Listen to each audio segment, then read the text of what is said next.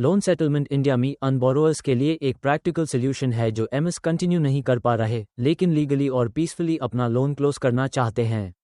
लेकिन क्योंकि इस प्रोसेस को सही तरीके से समझा नहीं जाता, लोग या तो डिले कर देते हैं या गलत डिसीजंस ले लेते हैं। इसलिए ये स्टेप बाय स्टेप गाइड समझना बहुत ज़रूरी है। स्टेप 1, अपनी फाइनेंशियल रियलिटी एक्सेप्ट करो। लोन सेटलमेंट टैब कंसिडर होता है जब आप रियलिस्टिकली एमएस पे करने की पोजीशन में नहीं हो। Job loss, income drop, medical emergency या बिजनेस स्लो डाउन, पहले अपनी सिचुएशन ऑनेस्टली एसेस करो। डिनायल सबसे बड़ी गलती होती है।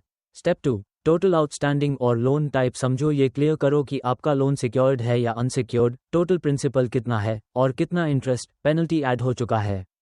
यह क्लैरिटी सेटलमेंट अमाउंट डिसाइड करने का बेस होती है। स्टेप 3, कम्युनिकेशन बैंड मत करो। कॉल्स इग्नोर करना सिचुएशन को बिगाड़ता है। बैंक को ये सिग्नल मिलना चाहिए कि बोरोअर भाग नहीं रहा। रिटन कम्युनिकेशन और प्रॉपर रिस्पॉन्स लीगल एस्केलेशन को रोकता है।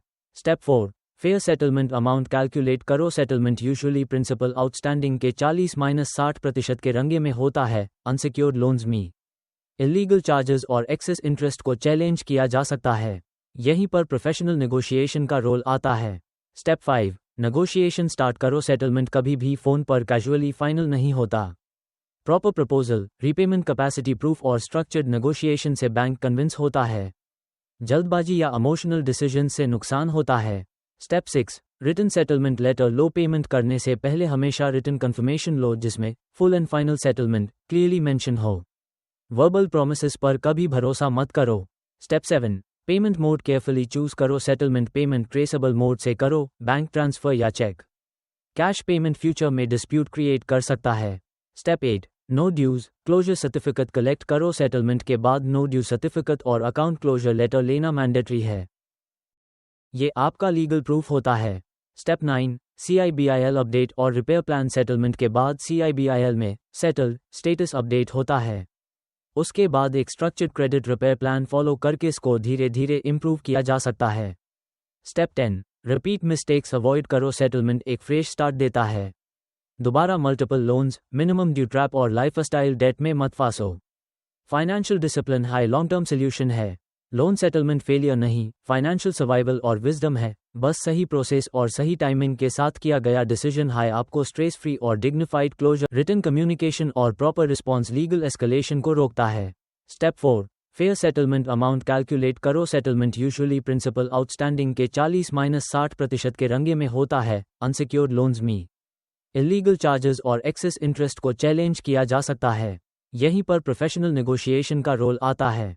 स्टेप 5, नेगोशिएशन स्टार्ट करो। सेटलमेंट कभी भी फ़ोन पर कैजुअली फाइनल नहीं होता। Proper proposal, repayment capacity proof और स्ट्रक्चर्ड नेगोशिएशन से बैंक कन्विंस होता है। जल्दबाजी या इमोशनल डिसीजन से नुकसान होता है। स्टेप 6, रिटन सेटलमेंट लेटर लो। पेमेंट करने से पहले हमेशा रिटन कंफर्मेशन लो जिसमें full and final settlement clearly mention हो।